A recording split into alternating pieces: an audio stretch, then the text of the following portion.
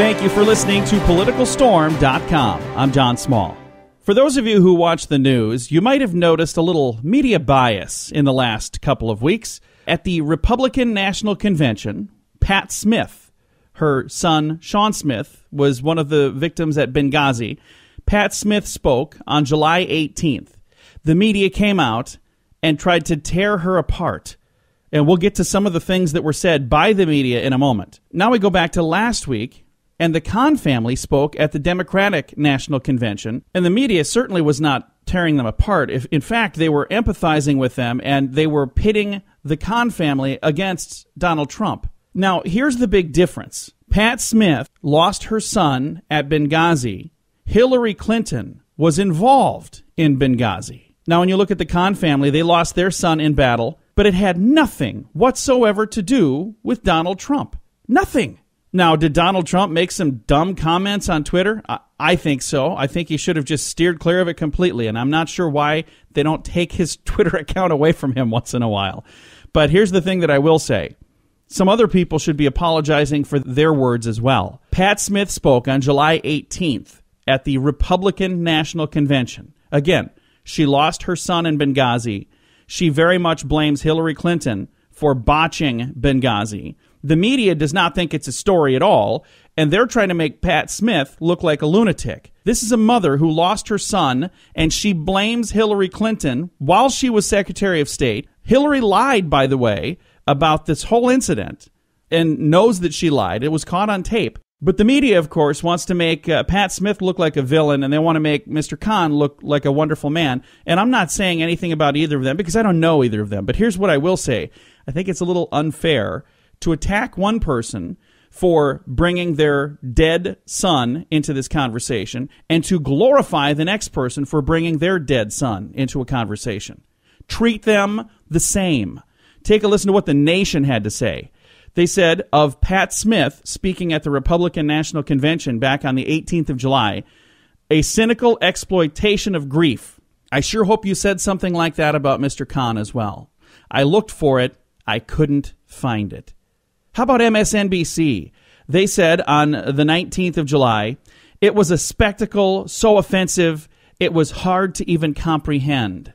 Really? It was hard to even comprehend that this mother lost her son, and it was due to a decision made by Hillary Clinton, and she's not happy with Hillary Clinton? But that's hard to comprehend. Chris Matthews from MSNBC even went on to say, they ruined their evening with this. Again, I've been searching high and low and trying to find them point out how awful it was for the Kahn family to speak. And again, I can't find that. If you find that clip, please share it with me because I have not been able to find it. But I have been able to find them glorifying that, by the way. A writer for GQ magazine was the very worst. And I hope this person is a former writer for GQ magazine. They tweeted, I would like to beat her to death. Are you serious? What? That doesn't even make any sense. Pat Smith, she lost her son in Benghazi.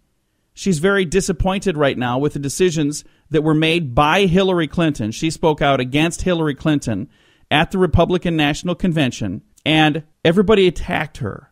So much so that this person literally wants to attack her. This writer for GQ magazine says, I would like to beat her to death. That was tweeted out. I think those people need to apologize. Now, do I stand by Donald Trump's side and say, hey, keep on talking about the Kahn family? Not at all. Why are you even still talking about him? You know, I think if I were Donald Trump, I'd move on. When people want to bring this up, just move on. Don't do it. All they're doing right now is they're trying to make this an issue. And the media, for whatever reason, is so for Hillary and so against Donald Trump. But here's the thing that's interesting. If the media doesn't like the guy, and if the regular politicians don't like the guy, I think the average American probably has a few reasons to like him even more. It's time to make some changes, I think. And I think the American people are saying that with their votes in the primaries. That's why we had such a huge number of people get out to the polls and vote. Not just for Donald Trump, but we had a ton of people out there voting for Bernie Sanders as well. Would have been nice if their vote counted. But due to the Democratic National Committee's invention of the superdelegates a few years ago, they get to choose their nominee. Now, before I end this, I want to say something. To the Kahn family and to Pat Smith and to anyone else who's lost a loved one in battle, I'm not attacking you. As a matter of fact, I empathize with you, and I feel very sorry that you've lost a loved one. I know what that feels like, and it's not fun. And I want you to know that you have a loved one that is an American hero. And if it weren't for that type of person, we wouldn't have the freedom of speech that we have. We wouldn't have any of the freedoms that we have. And your loved one paid that with their life, which is a huge thing to ask. And I personally am grateful for people like that. I call them heroes. And that's why I'm sad that this has become such a spectacle, because now we're taking this and we're making it political when this shouldn't be political. Was it right for Pat Smith to speak at the RNC? I have no idea. I can tell you this. She was there because she is the engineer on the Stop Hillary Express. And she wants to do anything she can possibly do to stop Hillary because Hillary was directly involved in the loss of her son. Now let's look at the Kahn family. They're against Trump. Was Trump directly involved in the? No. Was he even indirectly involved in it? No. Was he involved at all? No.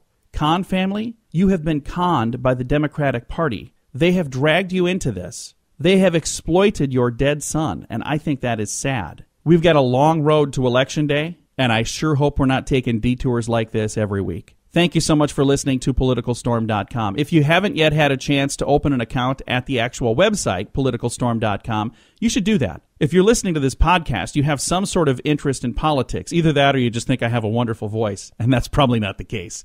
So be sure to open an account at PoliticalStorm.com. Sign up to become a contributor and add some flavor of your own. Let people know your thoughts. And each week, I'm going to start picking a person who has contributed through the blogs at PoliticalStorm.com, and I'm going to invite them onto the program to chat some more. So here's a great opportunity for those of you who disagree with me.